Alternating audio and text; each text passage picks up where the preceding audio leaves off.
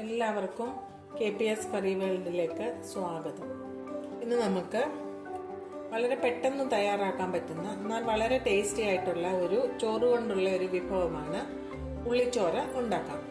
അതിന് വേണ്ട സാധനങ്ങൾ: കുറച്ച് ചെറിയ ഉള്ളി തൊലി കളഞ്ഞ് കഴുകി വൃത്തിയാക്കി വെച്ചിട്ടുണ്ട്. ഒരു 15-20 എണ്ണം കാണും. പിന്നെ കുറച്ച് വെളുത്തുള്ളി, ഒരു 5-6 അല്ലി വെളുത്തുള്ളിയുണ്ട്. ഒരു ചെറിയ കഷ്ണം പുളി. ഇത് നമുക്ക് മിക്സിയുടെ ജാറിലിട്ട് ഒന്ന് ക്രഷ് ചെയ്യാം. അരയരുത്, ജസ്റ്റ് ഒന്ന് ക്രഷ് ചെയ്തെടുക്കാം. റിവേഴ്സിൽ ഒന്ന് പൾസ് ചെയ്താൽ മതി. അന്നേരം അധികം ചതയത്തുമില്ല, എന്നാൽ ആവശ്യത്തിന് ചതയുകയും ചെയ്യും. അങ്ങനെ ഒന്ന് തയ്യാറാക്കിക്കൊണ്ട് വരാം. ഒന്ന് ചതച്ചു കൊണ്ടുവന്നിട്ടുണ്ട്. ഇനി നമുക്കിത് തയ്യാറാക്കാം. അതിനായിട്ട് ഒരു ചീനച്ചട്ടി ഒരു പാൻ അടുപ്പത്ത് വെച്ചിട്ടുണ്ട്. അതിലോട്ട് വെളിച്ചെണ്ണ ഒഴിച്ചു കൊടുക്കാം. വെളിച്ചെണ്ണ കൊണ്ട് ഉണ്ടാക്കുന്നതാണ് വളരെയധികം ടേസ്റ്റി. നമുക്ക് വെളിച്ചെണ്ണ ഒഴിച്ചു കൊടുക്കാം.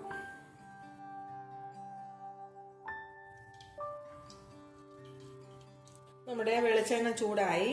നമുക്ക് ചതച്ച് വെച്ചിരിക്കുന്ന ഈ ഉള്ളി, വെളുത്തുള്ളി, പുളി എല്ലാം കൂടെ ചേർത്ത് നന്നായിട്ടൊന്ന് വഴറ്റിയെടുക്കാം. നല്ല ഒരു കളറാവുന്നത് വരെ, ഗോൾഡൻ ബ്രൗൺ കളറാവുന്നത് വരെ നമുക്ക് വഴറ്റിയെടുക്കാം.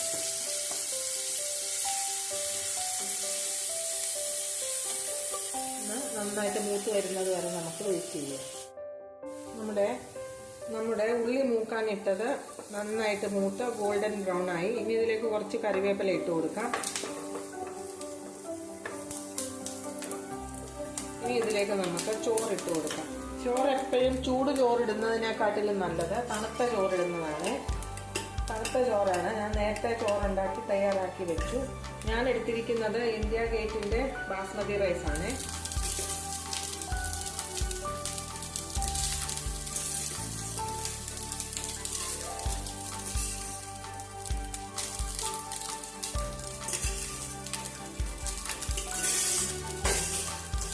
ഇനി നമുക്ക് ഇതിലേക്ക് ആവശ്യത്തിനുള്ള ഉപ്പൂടി ഇട്ട് കൊടുക്കാം.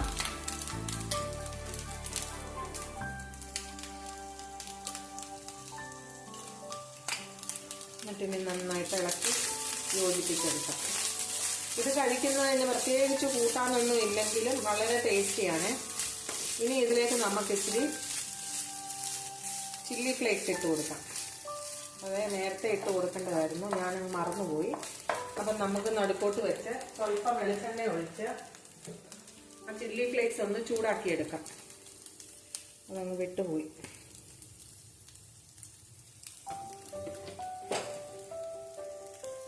അല്പം എരിവിന് വേണ്ടിയിട്ടാണ് ഈ ചില്ലി ഫ്ലേക്സ് ചേർക്കുന്നത്. അതൊന്ന് നമുക്ക് മൂപ്പിച്ചെടുക്കാം.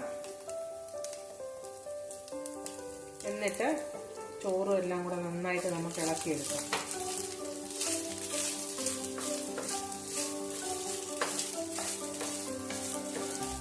ഇത് കഴിക്കുന്നതിന് പ്രത്യേകിച്ച് കൂട്ടാനൊന്നും ഇല്ലെങ്കിലും വളരെ സ്വാദിഷ്ടമാണ്. കൊച്ചു കുട്ടികൾക്കൊക്കെ ഒരുപാട് ഇഷ്ടപ്പെടുന്ന ഒരു ചോറിൻ്റെ ഒരു വിഭവമാണിത്. പ്ലെയിൻ ചോറ് കൊടുക്കുന്നതിനെക്കാട്ടിലും അവരിഷ്ടത്തോടെ കഴിക്കുന്ന ഒരു വിഭവമാണ് ഈ ഉള്ളിച്ചോറ്. ഇനി ഇതിനകത്തൊരു പപ്പടമോ സ്വല്പം അച്ചാറോ ഉണ്ടെങ്കിൽ നല്ലൊരു കോമ്പിനേഷനായിരിക്കും. നന്നായിട്ട് ഇളക്കി യോജിപ്പിച്ചു. നമ്മുടെ ഉള്ളിച്ചോറ് തയ്യാറായി. ഇനി ഇതിൻ്റെ ഉപ്പൊന്ന് നോക്കട്ടെ.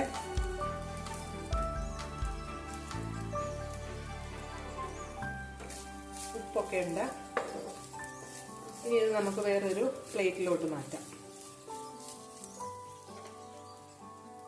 നമ്മുടെ വളരെ സ്വാദിഷ്ടമായ ഉള്ളിച്ചോറ് തയ്യാറായി. എല്ലാവരും തീർച്ചയായിട്ടും ഒന്ന് ഉണ്ടാക്കി നോക്കണം. ഇതിന് ബിരിയാണി റൈസ് വേണമെന്ന് നിർബന്ധമില്ല. ഏത് ചോറാണോ ഉള്ളത്, മട്ടേരിയുടെ ചോറാണെങ്കിലും പച്ചരിച്ചോറാണെങ്കിലും ഏത് ചോറാണെങ്കിലും കുഴപ്പമില്ല. എല്ലാവരും ഒന്ന് ഒരു പ്രാവശ്യമെങ്കിലും ഉണ്ടാക്കി നോക്കണം. വളരെ സ്വാദിഷ്ടമായ ഒരു വിഭവമാണിത്.